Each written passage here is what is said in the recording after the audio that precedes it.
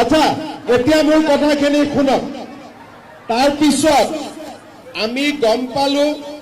যে ই কাজিৰঙাৰ নিচে কাষতে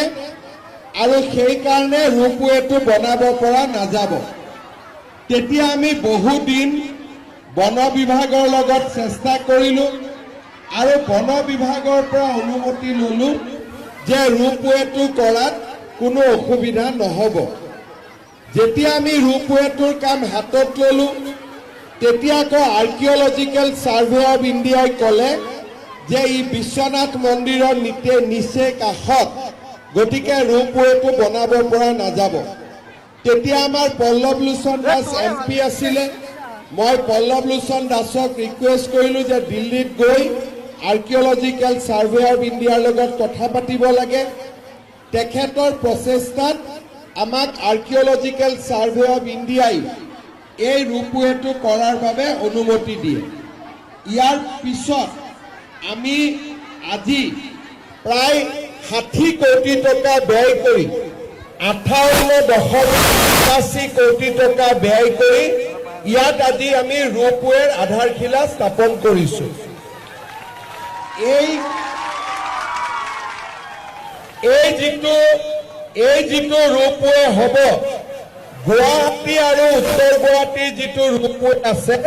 তাতকৈও এই ৰোপৱেটো বেছি ডাঙৰ হ'ব এই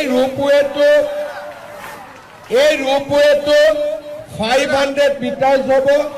আৰু প্ৰত্যেক ঘণ্টাত 300 জন মানুহ উমা টাঙনিৰ পৰা অহা যোৱা কৰিব পাৰিব আৰু উমা টাঙনিলৈকে যাওঁতে 3 মিনিট লাগিব আহোঁতেও 3 মিনিট লাগিব অৰ্থাৎ 3 মিনিটত আমি অহা যোৱা কৰিব পাৰিম এই গোটেই প্ৰকল্পটো আমি যিমান সোনকালে পাৰো এবছৰ 1.5 বছৰৰ ভিতৰত এই প্ৰকল্পটো আমি নিৰ্মাণ কৰি শেষ কৰিম মই ৰাইজক জনাব খুজিছো যে এই প্ৰকল্পটো IIT গুৱাহাটীয়ে চাই দিছে যাতে সকলো ফালৰ পৰা নিৰাপদ হয় আৰু conveyor and ropeway service private limited তেওঁলোকক এই কামটো কৰিবৰ বাবে আমি দায়িত্ব দিছো এই কোম্পানীটোৱে ভাৰতৰ বাহিৰত 50টা ৰোপৱে কৰিছে আৰু টোটেল 130টা ৰোপৱে কৰিছে মই ৰাইজক অনুৰোধ কৰিম যে এইটো খুব টেকনিক্যাল কাম হ'ব সেই কাৰণে যেতিয়া তেখেতসকলে কাম কৰিব কোনেও যাতে ইয়াত আহি মই ইটা দিম মই বালি দিম এই কামবিলাকত নুসুমাই কাৰণ